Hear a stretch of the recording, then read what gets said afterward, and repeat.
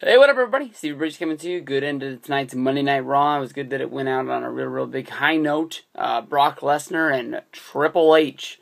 There is no secret that when I've been talking about this match, Triple H is my favorite wrestler.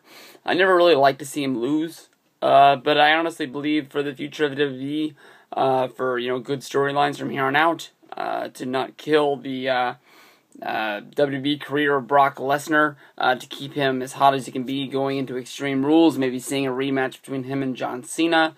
Brock Lesnar needs to beat Triple H. Yes, my favorite wrestler does need to lose, and if you are watching Gemini686 videos over at Gemini678, he is dying and begging for John Cena to lose at WrestleMania. What in the world is going on right now with people wanting their favorite guys to lose? I have no clue. But basically, Triple H beat the piss out of Paul Heyman tonight, slapped him around like a little man he is. Last year, that was going to cost him, well, that wasn't really last year, but over the summer, that was going to cost him a lawsuit, and basically it was going to cost him his stake in the WWE, and that it was going to become Paul Heyman's WWE. Basically, I guess that whole storyline with the whole lawsuit thing went out with the summer, and now he's freely able to beat the piss out of Paul Heyman whenever he needs to. But basically, Brock came out to try and attack Triple H after the contract was signed. Triple H pulled out his good and friendly sledgehammer, and we had a good old little stare-off, basically, with Brock Lesnar. Well, I guess it wasn't Brock. Brock doesn't talk anymore, only Paul does, which is a very smart move. But basically, Paul Heyman gave us the stipulations for what is going to be at WrestleMania. It is going to be none other than a no-holds-barred match. I don't know. We had a no-holds-barred match at WrestleMania 27. Last year pretty much was a no-holds-barred match as well for Triple H and Undertaker, but it was inside of a Hell in a Cell match. I don't know. To me, Triple H is a damn good wrestler. He's my favorite guy for the one thing is once he gets in that ring, he's able to do a whole lot of different styles, and there's not very many matches that I've said, that match sucked. It could have been better. Almost all of his matches, TV, pay-per-view, the bigger they're supposed to be, the bigger they do deliver. He's just the man. I mean, that's why he's been the game. That's why he is, that's why, he gets a lot of things pushed his way, saying that, he has his spot, mostly because of, who he's married to, who his father-in-law is, this, that, and the other.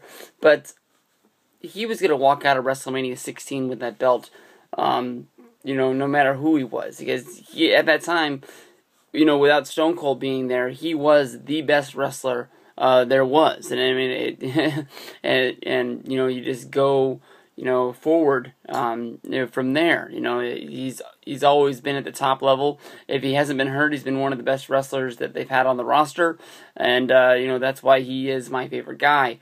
Then they had to throw out the next stipulation that Triple H's career was on the line. If you watch wrestling and you try to keep track of the storylines and you're a good fan, if you're watching these videos, I'm guessing that you're a pretty damn good fan if you're going to want to listen to what somebody else thinks about what's going on about the TV show that you just watched or the pay-per-view that you're about to buy. At SummerSlam, Brock Lesnar beat the piss out of, Triple H. He broke his arm, again, for the second time, and Triple H went on Monday Night Raw the next night, and he basically couldn't say anything. He came out the next week after that, and he basically said everything he could say in a goodbye speech without saying that I'm retiring. He never said the word retirement, but he was stepping away. He wasn't going to be in the ring anymore. And now the storyline is that after that night, he went to the gym and he trained until the one spot when Brock Lesnar gave him a reason to come back and kick his ass. For all intents and purposes, Triple H already is retired. He doesn't need to put his career on the line.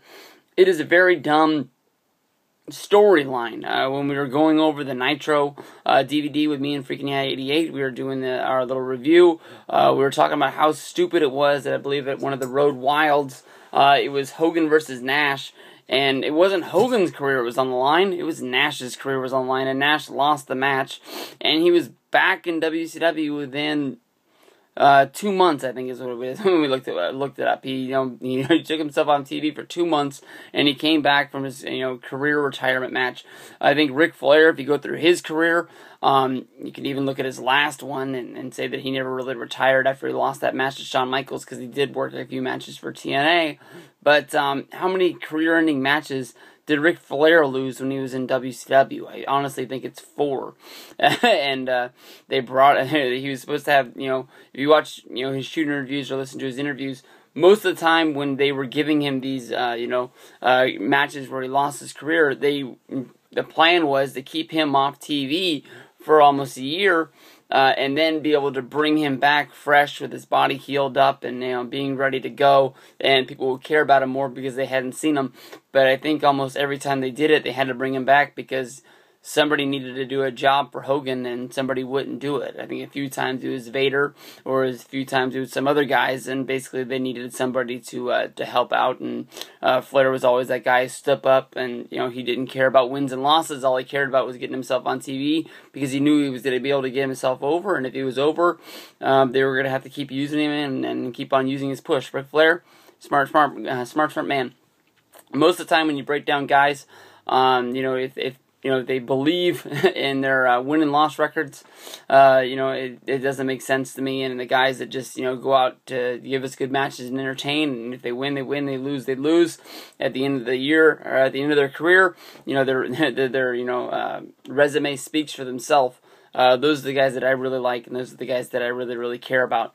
But going forward, Triple H is going to wrestle at least once a year from here on out. Whether he wins this match or whether he loses this match, there will be no retirement for Triple H. Vince McMahon, at whatever age he is, if he's in his 70s, if he's 80s, I have no clue, but the guy is just eternal. He will, basically, he will never stop, because he will never give his body a chance to slow down. As long as he keeps working, as long as he, keeps his brain moving, we will never see the death of Vince McMahon. He will live until he's 150. But one of these days, Triple H is going to take over this company, and he's going to be there. He's going to need to step in and be the new Vince McMahon. Vince wrestled a match in October on Monday Night Raw against CM Punk, basically because the ratings went down 2 weeks in a row, and he knew that if he got in the ring and he did this with CM Punk, it was going to jump the ratings. It was an easy way to fix it, even though I think in October the baseball playoffs were going on, and they needed something big for people to change the channel and look at Monday Night Raw and see what was going on, so they wouldn't lose money in advertising, this, that, and the other. They needed to jumpstart the company. Cena was out, he was hurt, they didn't know if he was coming back. They needed to pump in some life to Hell in the Cell. Yeah, Vince didn't wrestle at the Hell in the Cell, but basically by getting them to people to turn on, they were able to see people were able to see Ryback for maybe the first time, and that got their their speculation up, like, whoa, this guy, he looks like Goldberg, is he going to beat CM Punk? And Hell in the Cell did a huge number, a lot of people bought it, so smart move. I basically see, Triple H doing the same thing. Triple H, honestly, is better than Vince McMahon when he gets into the ring. No matter how old he gets, he's always to have more ring psychology. He's going to be smarter. He's going to be able to do things. He's going to be able to know what moves he's still able to do and pull off a good match with a lot of guys. People always loved the Stone Cold versus Vince McMahon angle. Triple H easily could step up and give us that some sort of angle against some newcomer that comes in and is raising havoc over there. Everybody's always crazy about these guys in the Shield, like Seth Rollins and Dean Ambrose. Maybe one of those guys, strikes it rich, gets it big, and becomes the new Stone Cold Steve Austin, I guess you can say. And Triple H needs to step in the ring and try to teach him, it's his WWE, and he's not going to let these guys run wild over it. Boom, you got a match for a pay-per-view, and it's going to do huge numbers. I remember how crazy I thought Vince McMahon was. I ordered the Armageddon 99 pay-per-view for the one reason. I love that match between him and Triple H. They beat the holy hell out of each other, for the right. I don't know if it was the right to have Stephanie, or if it was just, he was pissed that, Triple H married her and was taking her away from him.